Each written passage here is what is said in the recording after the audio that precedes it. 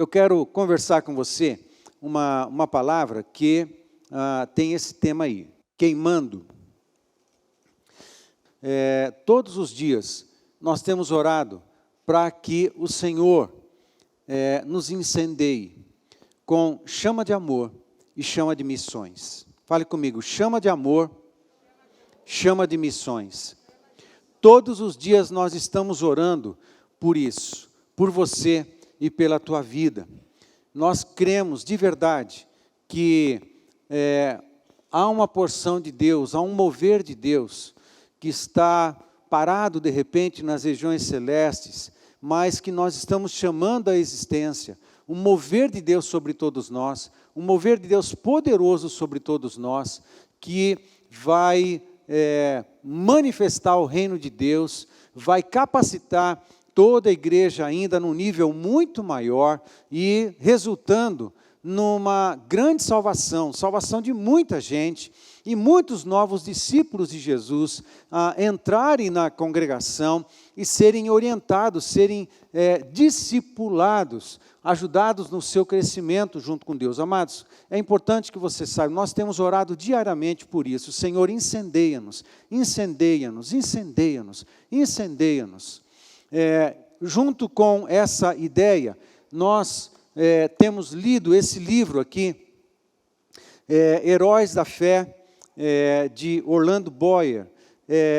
Tem a história de muitos heróis da fé, homens que são da Reforma para cá, homens que Deus usou nos diversos momentos da história, no século XVI, XVII, XVIII, XIX e XX também. Temos lido a história desses heróis da fé, e há uma característica entre esses heróis da fé. Eles eram homens incendiados pelo amor de Deus. Eles eram homens em chamas, ministros em chamas. Eram fogueiras vivas. O amor de Deus queimava na vida deles. Eles não se contentavam até que o poder de Deus se manifestasse e muita gente fosse salva pela pregação do Evangelho. Homens que foram incendiados pelo Espírito de Deus em momentos, às vezes, de muita frieza espiritual. E eu quero ler para você dois exemplos. Quero mostrar dois exemplos para você. Um, George Whitefield, e um outro exemplo, Henrique Martin. Eu quero ler para você alguns textos que estão aqui nesse livro, muito rápido, muito tranquilo, alguns exemplos. O primeiro exemplo que eu quero dar é do George Whitefield. Ele foi um avivalista, nasceu em 1714 e morreu em 1770. Aqui na página 61 desse livro, tem um texto que eu destaquei, eu quero ler para você a respeito de George Whitefield. O texto diz assim: havia um comentário a respeito da vida dele e do ministério dele, ok? Havia como um fogo ardente encerrado nos ossos. Um fogo ardente encerrado nos ossos, se referindo a George Whitefield. Havia como um fogo ardente encerrado nos ossos deste pregador, George Whitefield. E na página 63, num outro parágrafo, um texto diz assim: os lábios de Whitefield foram tocados pelo fogo divino do Espírito Santo durante sua separação para o ministério. Era uma das marcas desse George Whitefield. A sua vida queimava como uma fogueira com fogo santo. A sua pregação parecia uma fogueira acontecendo enquanto ele pregava. Ele era uma chama viva de Deus. E essa chama viva de Deus aquecia os corações das pessoas, aquecendo os corações, preparando as pessoas para a salvação, o encontro com Jesus Cristo. Era uma figura especial, um homem que queimava. Ele era uma fogueira ambulante. Um outro exemplo que eu quero dar é Henrique Martin. O Henrique Martin é um outro avivalista que nasceu em 1781 e morreu em 1812, morreu bem novo, e tem um texto aqui na página 95 desse livro, um texto bem tranquilo que diz assim: o intenso ardor daquele dia sempre motivou a vida desse moço. Disse que possuiu o nome mais heróico que adorna a história da Igreja da Inglaterra, desde os tempos da rainha Elizabeth. O intenso ardor. Henrique Martin era conhecido como um homem que ardia como um fogo santo, uma fogueira santa, um fogo de Deus, um homem que iluminava. Homens de Deus e mulheres de Deus que iluminavam a partir de uma luz que vinha de Deus, que vinha de um altar, que vinha de um fogo, que nasce no altar de Deus, no trono de Deus. Pessoas em chamas, pessoas queimando um fogo de Deus. Estão comigo? Amém? Nós queremos ser esse tipo de gente. Pessoas que queimam, fogueiras santas, que iluminam, que são referências, que têm o coração em chamas para Deus, que têm o coração queimando de amor, queimando de paixão pelo reino de Deus, queimando de paixão por pessoas, queimando de paixão por Deus Pai, queimando de paixão por Jesus, pelo Espírito Santo, queimando de paixão pela vontade de Deus, queimando de paixão pelo povo de Deus, queimando de paixão por pessoas que ainda não conhecem a Deus, mas que precisam alcançar. E eu não vou me contentar até que eu tenha chance de compartilhar o Evangelho com essas pessoas, para que o poderoso Evangelho do nosso Senhor Jesus Cristo também faça uma obra maravilhosa na vida dessa pessoa, e o inferno perder mais um. Amém? Nós queremos isso, pessoas em chamas. Nós queremos isso. Amém, gente? Amém? Estão comigo? No entanto, tem períodos que parece que a gente entra meio que numa era glacial, num período glacial, em pequenos períodos, em pequenas estações de frieza. E a Bíblia orienta os seus discípulos quanto a isso. Curiosamente, desde o primeiro século, a Bíblia nos orienta a jamais apagarmos a chama de Deus em nós. A Bíblia nos orienta a não diminuirmos a intensidade do fogo de Deus que queima em nós. A Bíblia nos orienta a não apagarmos a chama do amor, a chama da paixão por Deus, a chama da paixão pelas coisas de Deus. A Bíblia nos orienta a isso, porque existe sim o risco de muitos de nós esfriarmos na andança, esfriarmos por diversos motivos, esfriarmos de repente por causa de dores no coração que não foram saradas, por frustrações na vida ou ministeriais que não foram superadas ainda, ou por sofrimentos que tivemos e nós desenvolvemos um mecanismo de defesa, não querendo sofrer de novo alguns sofrimentos. Então a gente se encastela, a gente se protege, a gente se tranca em algum quarto de proteção da nossa própria alma, da nossa própria mentalidade, para nos protegermos e não sofrermos de novo alguns sofrimentos que trazem memórias doloridas na nossa vida. É normal que isso aconteça. A gente não quer sofrer alguns sofrimentos mais. Eu e a pastora, às vezes, conversamos coisas assim. Tem sofrimentos que nós tivemos na nossa vida, que nós clamamos a Deus Pai, aquilo foi duro demais, nós não queremos ter essas mesmas dores de novo. Nós não queremos sofrer esses mesmos sofrimentos novamente. Nós temos essas coisas também. Eu também tenho isso. Mas tem uma coisa, o medo não é nosso companheiro. O medo é uma bola de ferro. O medo de sofrer de novo pode nos enjaular, pode nos prender, pode nos aprisionar. A gente tem que seguir sem medo. sabendo, na consciência de que o poder de Deus está levando a gente no curso da nossa vida e no curso da nossa vida ministerial. O poder de Deus está conosco. Agora, nós não podemos deixar de fazer as coisas por medo de sofrimento, por medo de nos frustrarmos novamente. Nós temos que seguir.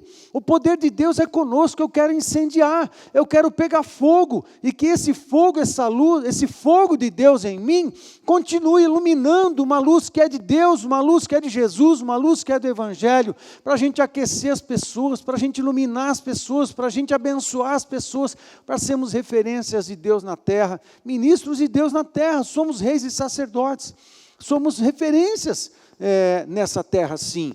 Nós temos que queimar, não ficar encastelados, enjaulados ou aprisionados na nossa vida e não testemunhando do Evangelho. Nós precisamos queimar, amém, gente? O fogo precisa queimar. Só duas coisas acontecem com o fogo: ou ele aumenta ou ele apaga. Ou ele aumenta ou ele apaga. O fogo de Deus em nós não pode apagar. Não importa as lutas ou as dificuldades, o fogo de Deus em nós não pode apagar. Um fogo que nos faz arder de paixão, nos faz arder de paixão pela oração, nos faz arder de paixão pela adoração, nos faz arder de paixão por estar tempo na presença de Deus, termos tempo na presença de Deus. Esse fogo não pode se apagar em nós. Tem alguns textos que me alertam ao coração a respeito disso, que eu quero compartilhar com você. Mateus 24, verso 12, diz assim: e por se multiplicar a iniquidade, o amor se esfriará de quase todos. Você sabe que o capítulo 24 e o capítulo 25 de Mateus são os dois capítulos no livro de Mateus em que estão condensados ali as mensagens escatológicas de Jesus, do próprio Jesus. Mateus colocou nesses dois capítulos, é uma porção maravilhosa do livro de Mateus. E dentro dessa porção, Jesus está falando do tempo do porvir, algo que aconteceria no porvir. E ele faz eu não diria nem uma profecia, eu diria que um comentário em tom profético, porque Jesus estava dizendo o que ia acontecer no futuro, num futuro que eu acredito que bem próximo do nosso tempo, do tempo que nós estamos hoje.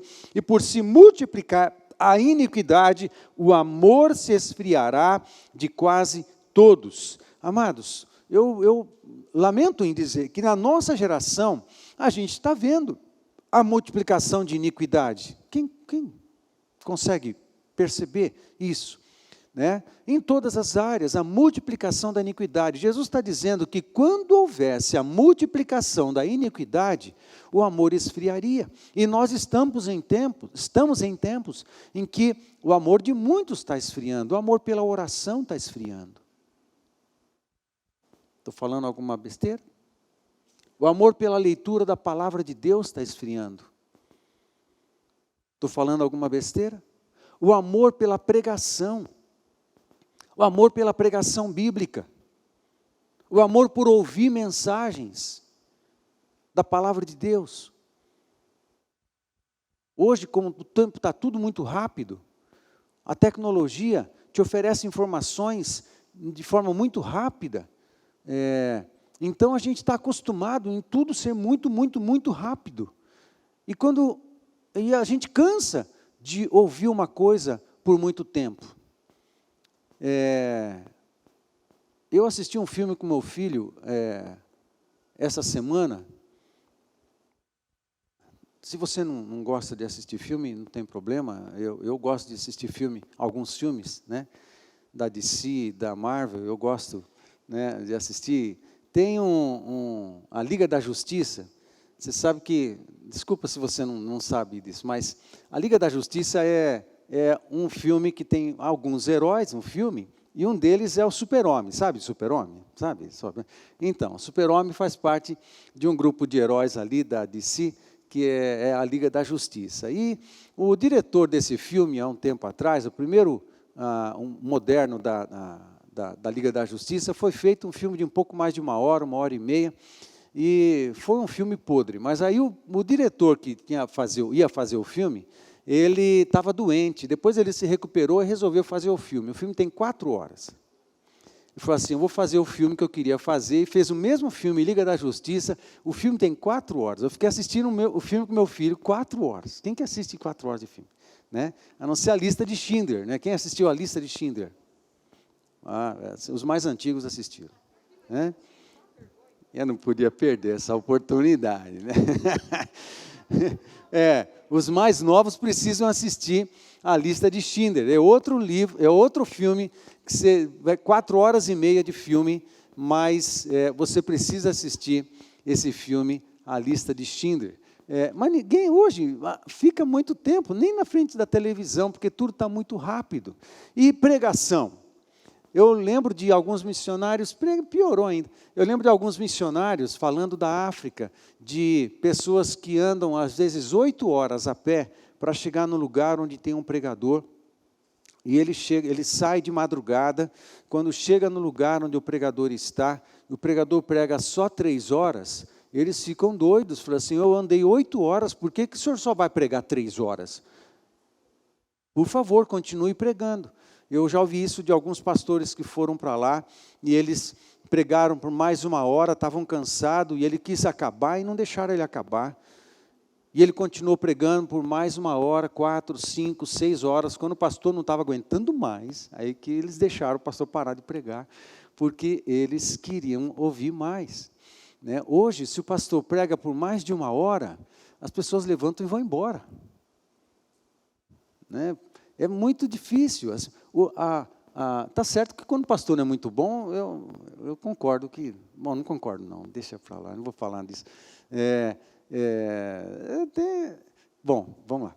Então, tem coisa que a nossa sociedade está esquisita em muitos aspectos. Né?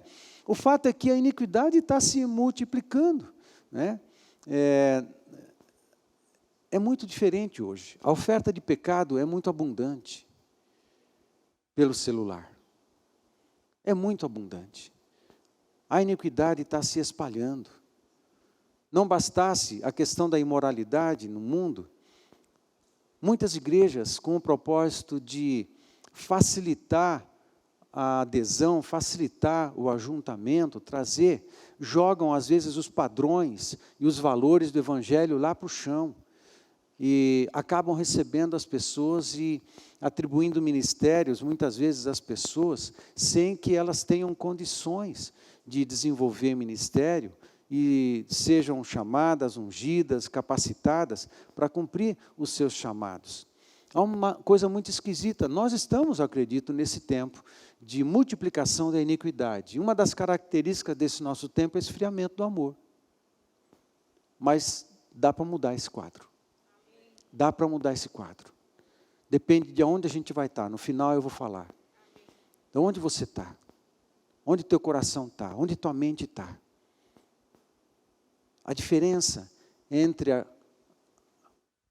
o sorvete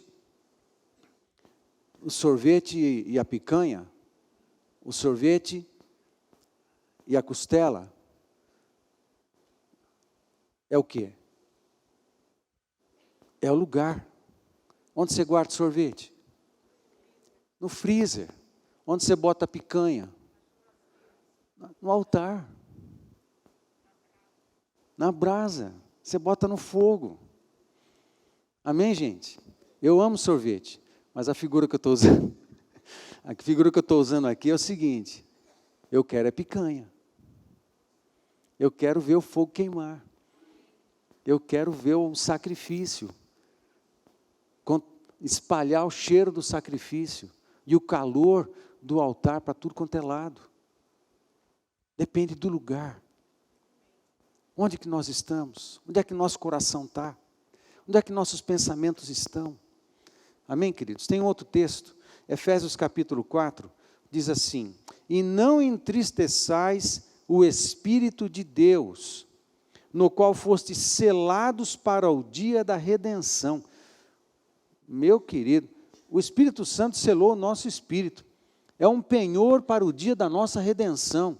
E Ele é Senhor, Ele que tem que comandar a nossa vida. E a gente vai entristecer o homem? Não dá. Não entristeçais o Espírito Santo de Deus. Ele é Deus, Ele tem vontades, Ele tem planos. Ele tem sonhos para nós, Ele que nos dá dons. Ele nos capacita com todos os dons, segundo 1 Coríntios capítulo 12, e vários outros textos do Novo Testamento também. O Espírito Santo nos enche de capacidades e a gente não faz nada com elas.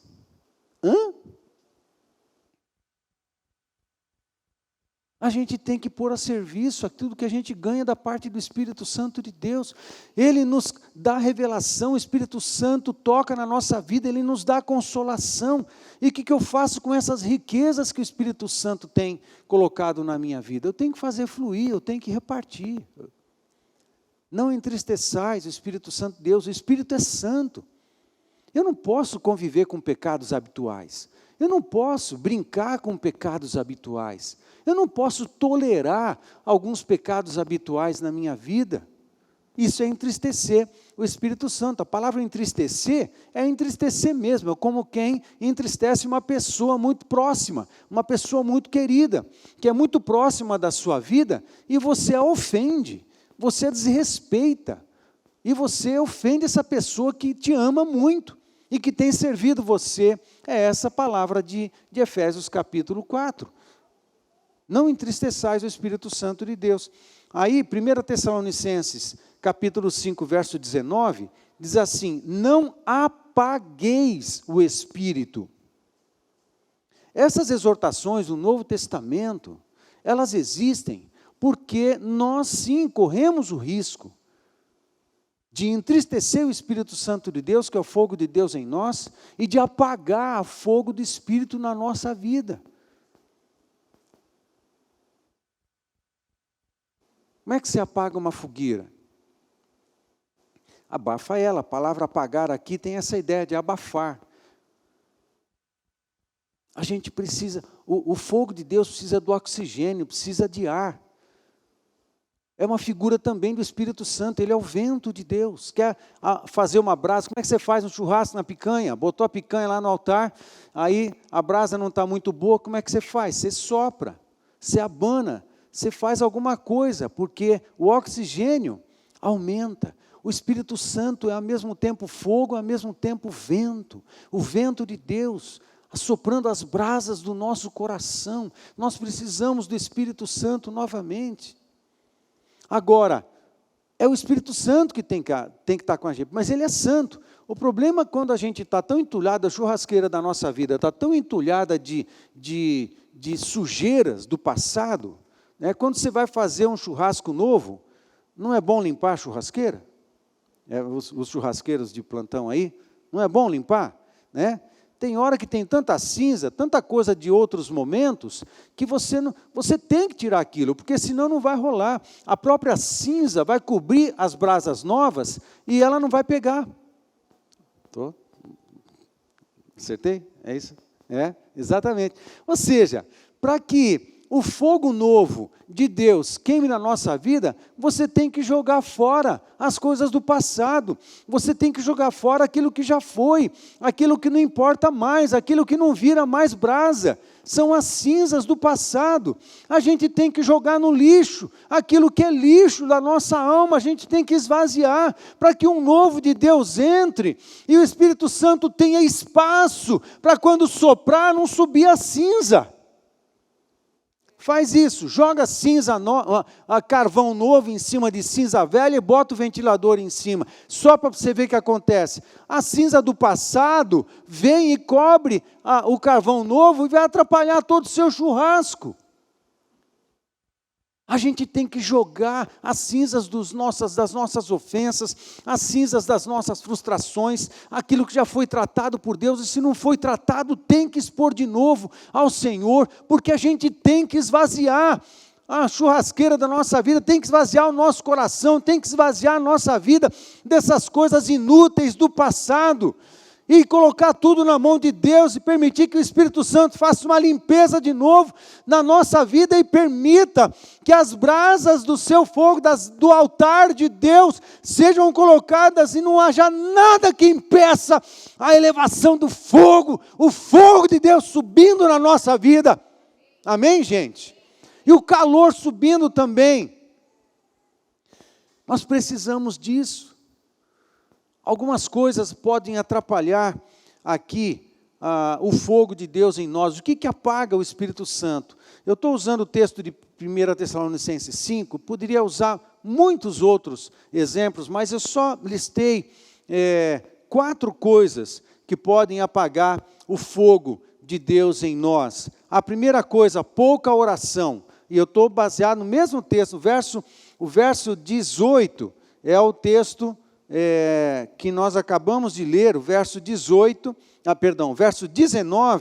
de 1 Tessalonicenses 5, diz, não apagueis o Espírito. Em 1 Tessalonicenses, verso 17, está escrito assim, orai sem cessar. Uma das coisas que apaga o fogo do Espírito Santo em nós é a pouca oração. E eu não estou dizendo nenhuma oração, eu estou dizendo pouca oração. Mas eu oro um pouquinho, já não está bom? Não, não está bom. Não está bom. Orar pouquinho, você não se contenta com pouquinho. Tem um monte de coisa na nossa vida que um pouquinho não resolve. Eu estou falando orar pouquinho, é fazer aquelas orações normais, né? Obrigado pelo almoço, pela janta, obrigado antes de dormir fazer uma oração. Amém, queridos, nós precisamos, isso é muito importante. Mas querido de Deus, filho do santo Deus, a gente não está falando disso, a gente está falando de tempo na presença do papai. Amém, gente? A gente está falando de tempo na presença de Deus. Não é de lá que a gente vai ser queimado, não é com fogo do trono de Deus que a gente vai ser queimado. Não é isso, gente. Aí eu só mando umas mensagens de longe assim para o trono de Deus e fico longe do fogo. Não dá. A gente tem que estar mais pertinho. Porque é de lá que vem o fogo que incendeia a nossa vida. Pouca oração apaga o fogo do Espírito na nossa vida. Segundo motivo, não servir. 1 Coríntios capítulo 12, verso 7, diz assim, a manifestação do Espírito é concedida a cada um, visando a um fim proveitoso. Esse contexto do capítulo 12 é quando o Espírito Santo distribui dons para todo o corpo, e essas capacidades espirituais para o serviço, essas unções que o Espírito Santo distribui, são capacidades para servir os outros, para servir os irmãos, para um fim proveitoso que edifique toda a comunidade.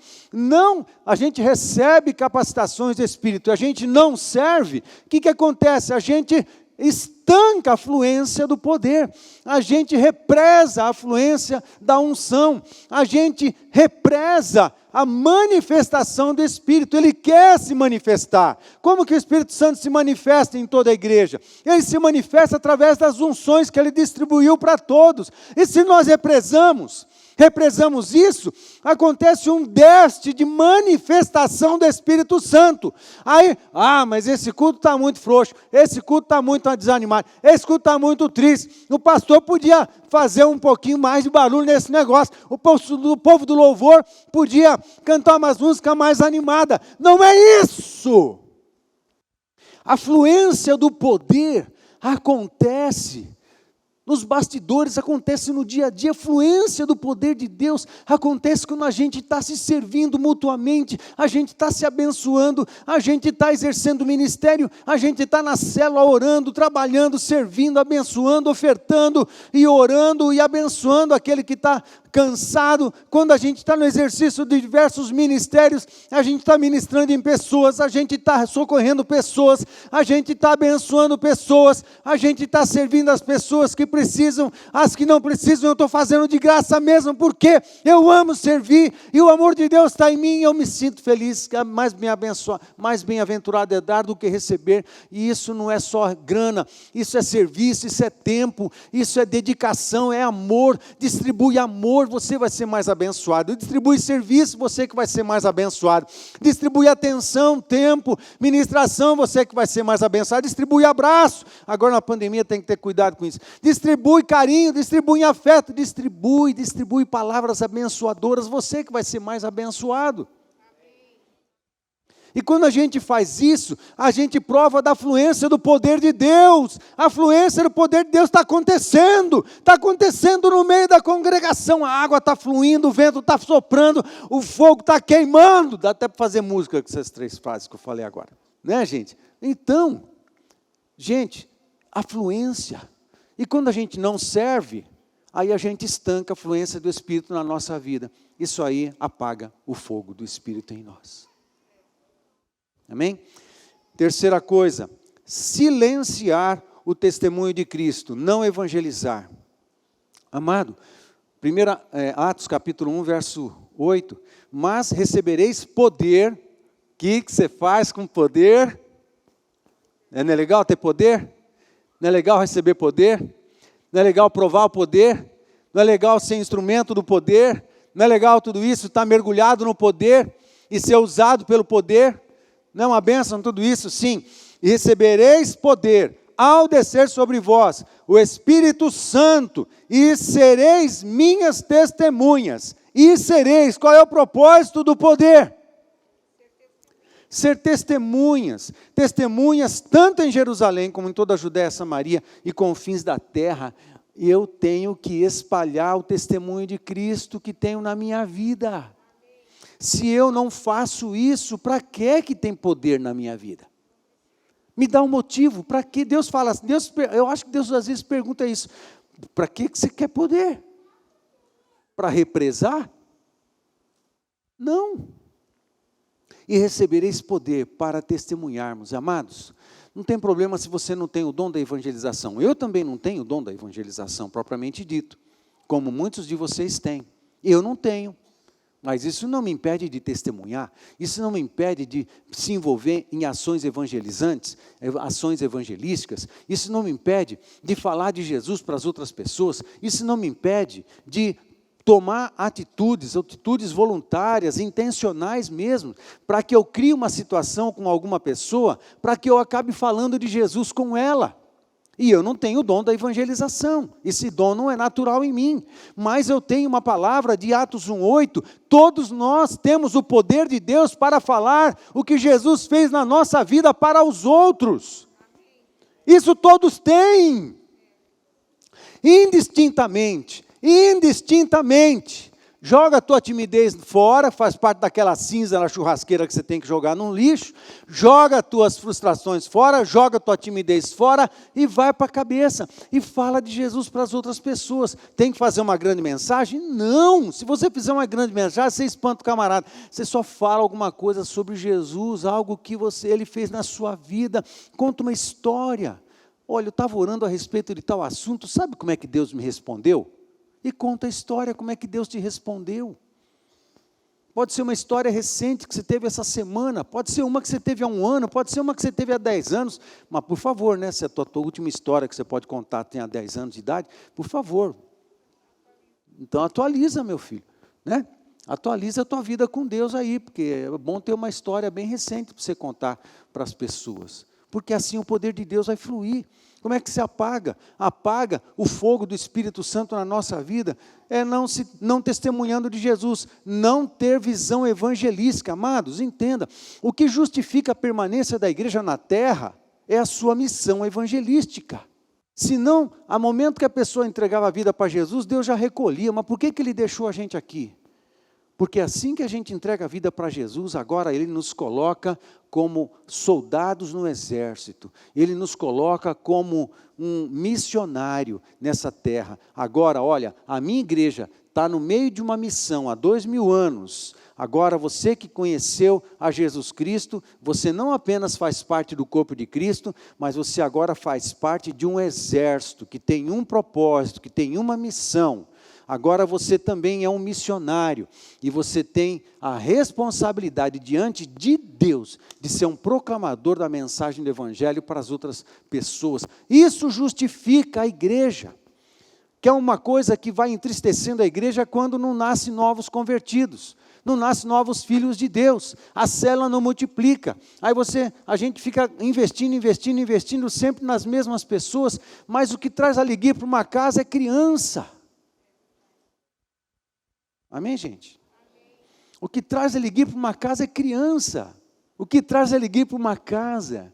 A criança muda tudo, a criança tem alegria, a criança, ela faz barulho, a criança, ela muda o ambiente da casa, a criança às vezes dá trabalho, mas é uma delícia, é uma bênção. A criança muda o ambiente da família, a criança é especial, é presente de Deus, a palavra de Deus fala que elas são presentes para a família, as crianças são presentes. Crianças, cadê vocês? Levanta a mão, crianças. Levanta vocês que são crianças. Cadê? A criança aqui, criança ali. Fica com a mão bem levantada. Aqui, criança aqui, isso. Levanta, isso, bem alto, bem alto. Muito bem, crianças aqui. Deixa eu dizer para vocês, crianças, vocês são especiais. Vocês são lindas. Vocês são presentes de Deus. Para os seus papais, seu papai, sua mamãe. Vocês são demais. Dá uma salva de palmas para essas crianças aí.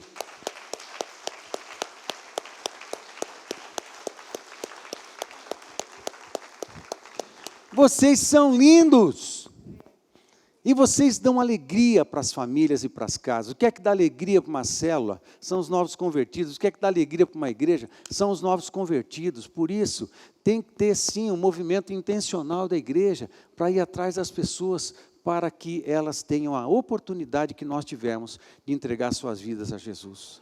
Amém? E isso dá sentido a nós aqui, a nossa presença, porque se isso não acontece, começa a ficar chato.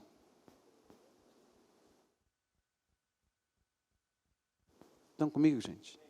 Amém? Líderes de célula, amados, vamos botar para quebrar nesse negócio? Vamos movimentar esse caldo? Vamos começar a gerar os novos discípulos de Jesus em oração? A oração é um ambiente de geração de poder, geração de milagres, faz as coisas acontecerem. Vamos começar a gerar os novos discípulos. É isso que nós temos orado, nós, os pastores e os líderes de célula, todos os dias. Senhor, incendeia a célula com chamas de amor e chamas de missões. Outra coisa que apagaria o fogo do Espírito, também, 1 Tessalonicenses capítulo 5, verso 22 e 23, diz assim: a falta de santidade, isso também apaga. Abstende-vos de toda forma de mal, o mesmo Deus da paz vos santifique em tudo, e o vosso espírito, alma e corpo sejam conservados íntegros e irrepreensíveis na vinda de nosso Senhor Jesus Cristo. O que apaga o fogo da santidade, o fogo do Espírito Santo, o fogo de Deus em nós, falta de santidade. É quando a gente faz o que eu disse no início, a gente convive tolerando muitos pecados habituais que nós temos, e nós não podemos fazer isso. O Espírito que habita em nós, ele é santo. Alguém lembra disso? Alguém lembra que o Espírito Santo é santo? E para sermos cheios do Espírito Santo, a gente tem que esvaziar o pote, a gente tem que jogar pecado fora, a gente tem que se arrepender e tem que lançar fora, para que o Espírito Santo possa nos carregar com a sua presença. Amém, gente? Não dá para caber as duas coisas no mesmo lugar.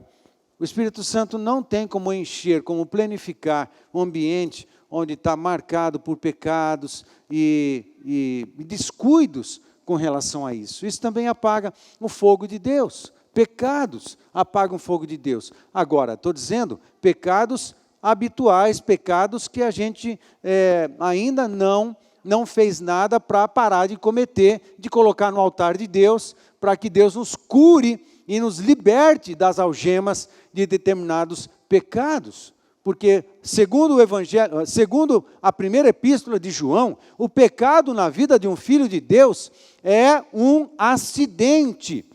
Quando acontece, nós temos o recurso do sangue de Jesus para recorrer, para sermos purificados dos nossos pecados. Por isso o apóstolo João fala na primeira epístola que o Filho de Deus não peca. Nós não pecamos mais, nós não temos mais nada com o pecado não tem mais nada em nós. E quando acontece, foi um acidente, foi um vacilo, e a gente corre rapidamente para na presença de Deus, recorremos à confissão dos pecados, e o sangue de Jesus vem sobre nós, porque o pecado não deve permanecer na nossa vida, amém? É isso que acontece, assim tem que ser a nossa vida. Muito bem, amados, eu quero ler uma série de textos para você agora, de como o fogo parece que faz parte da revelação de Deus a nós. Deus é fogo, o reino é fogo, o altar tem fogo, o trono é fogo, o Espírito Santo é fogo, Deus é fogo, fogo consumidor, mas também é muro de fogo ao nosso redor para a nossa proteção. Amados, nós somos convidados por Deus a queimar como Ele, a queimar uma chama santa que vem do seu trono e do seu altar, sermos tochas vivas, sermos fogareiros vivos, andando e se movimentando na vida, andando e se movimentando na cidade, andando e se movimentando entre as pessoas da família, entre as pessoas do trabalho, se movimentando onde nós estivermos, chamas vivas, fogueiras vivas, que aquecem, que iluminam, que revelam, que dão esperança, que são faróis, que são referência para as demais pessoas. Amém, gente?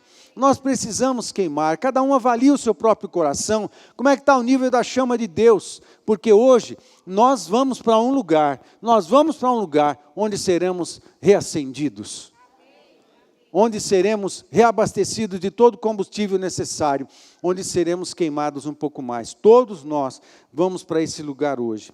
Deixa eu compartilhar com você então algumas coisas. Ele selou sua aliança com Abraão, Deus selou a sua aliança com Abraão no meio do fogo. Gênesis capítulo 15, nos referimos a esse texto, só nos referimos, pregamos em cima de Gênesis 17, domingo passado, mas nos referimos ao capítulo 15 como sendo o capítulo onde Deus também faz aliança com Abraão, depois ela é ratificada no capítulo 17, com a mudança dos nomes e algumas outras coisas mais.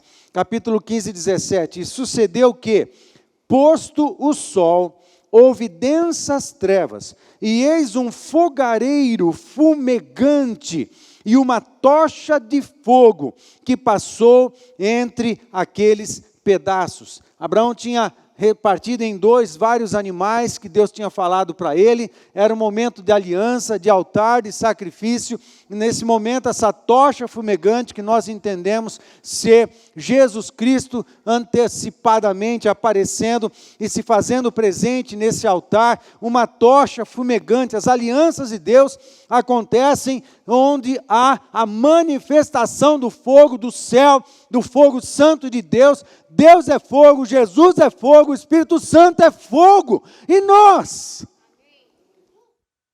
somos filhos do fogo. Tem um livro, com esse tema, mas não estou me referindo ao livro.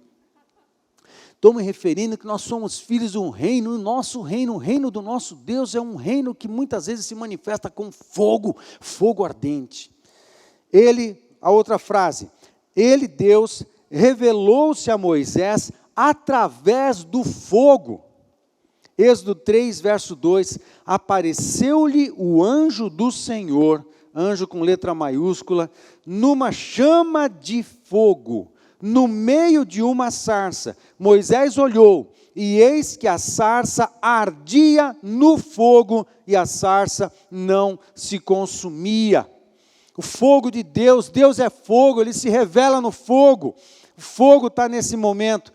Outra frase, Deus conduziu o povo pelo deserto por uma coluna de fogo, fogo presente. Êxodo 13, verso 21, diz assim, e 22, o Senhor ia adiante deles durante o dia numa coluna de nuvem, para os guiar pelo caminho, durante a noite, numa coluna de fogo, para os alumiar, a fim de que caminhassem de dia e de noite. Verso 22, nunca se apartou, preste atenção, nunca se apartou do povo a coluna de nuvem durante o dia, nem a coluna de fogo durante a noite. É tremendo isso, é uma figura profética, que Deus jamais se aparta de nós, mesmo quando o povo reclamava no deserto. Deus estava ali presente como uma nuvem, protegendo o povo do calor escaldante do sol. Deus estava ali protegendo, provendo eles de maná, provendo eles de refresco por causa do sol escaldante do deserto, e presente à noite, protegendo eles do frio também absurdo do deserto durante a noite. Uma nuvem que protegia do calor durante o dia, uma coluna de fogo que gerava calor durante a noite, protegia eles do frio da noite. Era presente, Deus está presente, Deus vai à frente, Deus protege a gente de dia, Deus protege a gente de noite, Ele nos protege dos problemas do dia a dia, Ele nos protege dos invernos da noite, das trevas, dos perigos da noite, dos perigos das trevas, porque Ele é tocha de fogo, Ele é coluna de fogo na nossa vida, e Ele está presente sempre, amém, gente? E a gente também como tocha viva, é lindo demais tudo isso, e o povo muitas vezes no deserto, debaixo dessa proteção toda, ainda reclamava de Deus. Não é parecido com a gente, né? Deus está provendo a gente, abençoando a gente, ouvindo as nossas orações, guardando a gente, livrando a gente de coisas que a gente não sabe, e às vezes a gente ainda está reclamando. Não dá, né? Mas vamos seguir aqui. O fogo do altar não podia apagar-se, fogo permanentemente. Levítico 6, 12 e 13 diz assim: o fogo, pois, sempre arderá sobre o altar, não se apagará, mas o sacerdote acenderá a lenha nele cada manhã, no mesmo altar, onde o sacerdote acendia a lenha, no próprio fogo do altar, ia alimentando cada manhã, e sobre ele porá em ordem o holocausto, e sobre ele queimará a gordura das ofertas pacíficas. 13, o fogo arderá continuamente sobre o altar, não se apagará. Onde o fogo queima? No altar. É para lá que nós vamos hoje. Quando Moisés consagrou o templo, o Senhor respondeu com fogo. Levítico 9, 24, e eis que saindo fogo de diante do Senhor, consumiu o holocausto e a gordura sobre o altar, o que vendo o povo, jubilou e prostrou-se sobre o rosto, manifestação de fogo. Elias foi levado para o céu numa carruagem de fogo, 2 Reis 2, 11, indo eles andando e falando, eis que um carro de fogo, com cavalos de fogo, os separou um do outro, Eliseu e Elias. E Elias subiu ao céu num redemoinho, em outras versões está redemoinho de fogo. Fogo o tempo inteiro. Fogo o tempo inteiro. Deus quer que a gente queime o tempo inteiro. Amém, gente? Deus é como uma coluna de fogo ao redor do seu povo. Zacarias 2:5, pois eu lhe serei, diz o Senhor, um muro de fogo em redor, e eu mesmo serei no meio dela a sua glória. A glória de Deus também está associada a fogo, está associada a luz, está associada a calor, está associada a peso, cabode, presença, doxa, em grego presença, peso, presença de Deus sobre todos nós. A presença se manifesta no altar, onde tem fogo, tem presença, onde tem fogo, tem presença, tem poder, tem glória, tem manifestação de Deus de todos os jeitos. Deus é fogo, o trono é fogo, sua palavra é fogo. Daniel 7:9 diz assim: continuei olhando, até que foram postos uns tronos, numa visão de Daniel, e o ancião de dias se assentou. Sua veste era branca como a neve, e os cabelos da cabeça como a pura lã.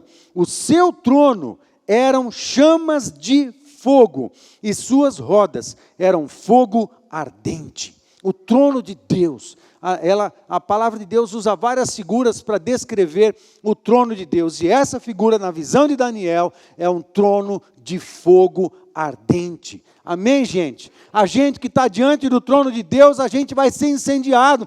A gente que está diante de Jesus, seremos incendiados. A gente que está diante muito tempo na presença do Espírito Santo, nós seremos incendiados. Mas nós precisamos estar no lugar certo. E o lugar certo é a entrega da nossa vida, é a entrega do nosso coração, é no altar. Não é um lugar físico, mas é uma disposição interna, é uma disposição dentro de cada um de nós, de nos consagrarmos permanentemente, nos consagrarmos e nos entregarmos diariamente, de estarmos diariamente na presença de Deus, exposto a um fogo santo de Deus, até o ponto que esse fogo queime a gente, e a gente vire tocha viva, e você anda pelos familiares, e anda pela rua, e anda no meio do pessoal de trabalho, e as pessoas olham para você, e depois olham de novo, você só foi comprar carne moída no açougue, ou picanha, você que escolhe. Você só foi no açougue comprar um sabonete e um pouquinho de carne, mas as pessoas olham para você, tem alguma coisa queimando em você, tem alguma coisa iluminando você, tem alguma coisa de Deus brilhando na sua vida, porque você fica muito perto do fogo, você sai incendiado. Amém, gente? Como é que eu vou evangelizar? Pastor, eu não sei. Eu também não sei, só fica tempo perto do fogo. Depois deixa acontecer. Deixa o Espírito Santo ser Deus e guiar a gente. Amém, gente? Amém. Vamos lá. Ele faz de seus ministros labaredas de fogo. Hebreus 1:7, se referindo a um salmo. Ainda quanto aos anjos, diz: aquele que a seus anjos faz ventos e a seus ministros labaredas de fogo. Está se referindo a anjos, ok. Está se referindo a anjos, mas nós também somos ministros de Deus, que ficamos expostos ao fogo santo de Deus no altar e no trono, para a gente queimar e também sermos instrumentos de Deus para queimar outras pessoas. Jesus batiza com fogo, Lucas 3,16, disse João a todos: eu na verdade vos batizo com água, mas vem o que é mais poderoso do que eu, do qual não sou digno de desatar-lhe as correias das sandálias. Ele vos batizará com o Espírito Santo e com fogo. Amém? O Espírito Santo desceu sobre a igreja em labaredas como de fogo. Atos 2, de 3 e 4. E apareceram distribuídas entre eles línguas como de fogo, e pousou uma sobre cada um deles. Todos ficaram cheios do Espírito Santo e passaram a falar em outras línguas, segundo o Espírito lhes concedia que falassem. As Escrituras são fonte de calor e fogo. Lucas 24:32, um comentário daqueles dois do caminho de Emaús, quando Jesus desapareceu e eles conversaram entre eles, e eles disseram um para o outro assim, e disseram um ao outro: porventura não nos ardia o coração, quando ele pelo caminho nos falava, quando nos expunha as Escrituras. As Escrituras também incendeiam a nossa vida. A leitura da palavra, o estudo profundo da palavra de Deus vai incendiar os nossos corações, vai incendiar a nossa mentalidade, vai incendiar nosso viver, vai incendiar a gente em todas as áreas. A Escritura tem esse poder. A palavra de Deus é fogo, a palavra de Deus incendeia a gente também.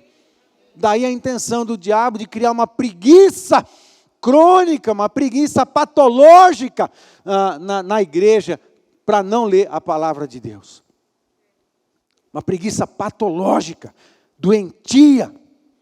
A gente diz não a essa preguiça patológica, preguiça de orar, preguiça de estudar a palavra de Deus. A gente vai e faz, porque assim a gente fica exposto à palavra de Deus. Nós precisamos ser batizados com esse fogo. E eu encerro aqui a palavra convidando você. Deixa eu falar algo para você. O fogo faz cumpre algumas funções. Primeiro, o fogo consome, destrói, aniquila. Amém? Segundo, o fogo purifica. O que não pode ser consumido e destruído pelo fogo é purificado. Fale comigo. Consumido. Tudo que deve ser consumido é consumido no fogo. Mas tudo que não é consumido no fogo é purificado. Amém? Ok, outra coisa que o fogo faz. O fogo ilumina e aquece. O fogo ilumina com revelação, com direção. Mas ele aquece também com um calor santo que vem da parte de Deus. Amado, nós precisamos de tudo isso na nossa vida. Nós precisamos da luz de Deus. Nós precisamos do calor de Deus no nosso coração. Mas nós também precisamos estar no altar para que tudo aquilo que precisa ser extinguido em nós, tudo aquilo que precisa ser exterminado em nós, consumido em nós, seja consumido, para que o que sobrar de nós seja purificado. Amém? Amados, outra coisa, pastor, eu acho que não dá não, porque ainda falta muito para eu poder queimar como uma chama viva de Deus, ainda tem muita coisa que eu tenho que resolver, eu tenho ainda que abrir mão de um monte de coisa, confessar vários pecados, eu ainda tenho muita coisa para consertar, não tem problema, querido. Outras vezes, de repente, alguém diria assim, olha, eu estou lutando com alguma coisa aqui, e está sendo muito difícil de superar determinado pecado, ou determinada situação na nossa vida, e eu não sei mais o que fazer, então, como eu não estou pronto, então eu não tenho como me doar mais, eu não tenho como orar mais, como ler mais a palavra de Deus. Deixa eu dizer uma coisa para você, o lugar que você tem que estar é no altar, só isso. Porque o fogo de Deus vai consumir aquilo que precisa ser consumido em você. Você não tem que estar perfeito, você não tem que estar, ser um hábil em todas as coisas, você não tem que estar, bombando na sua vida espiritual para estar nesse lugar, não, você só precisa querer. Eu não tenho condições, mas eu quero estar no lugar certo. O lugar certo é o altar de Deus, onde vem fogo. Amém, gente? Pastor, não tenho muitas condições, não tem problema, só fica no altar. Deixa o fogo fazer o seu trabalho. Deixa a presença de Deus fazer o que Ele precisa fazer. Deixa a presença de Deus consumir o que precisa consumir no seu coração e na sua alma. E esse fogo vai te purificar, esse fogo vai te capacitar, esse fogo vai te aquecer, esse fogo vai te iluminar, e é um fogo de Deus que vai agir na sua vida. Você não tem que estar pronto, você só tem que estar no altar de Deus. Você não tem nada para oferecer, você só tem que deixar o fogo te queimar, só isso, nada mais. Pastor, mas você falou de ministério, o que eu vou fazer? Não tem problema, não esquenta a cabeça, só fica no lugar certo. Deixa o fogo de Deus queimar a sua vida. O Espírito Santo é luz, Ele vai guiar você para o lugar certo, para o serviço certo, não tem problema. O que agora nós precisamos é estar no altar. O fogo vai consumir, ele vai purificar, mas ele também vai nos incendiar e vai nos empoderar. Amém? Estão comigo, gente? Abaixa a tua cabeça.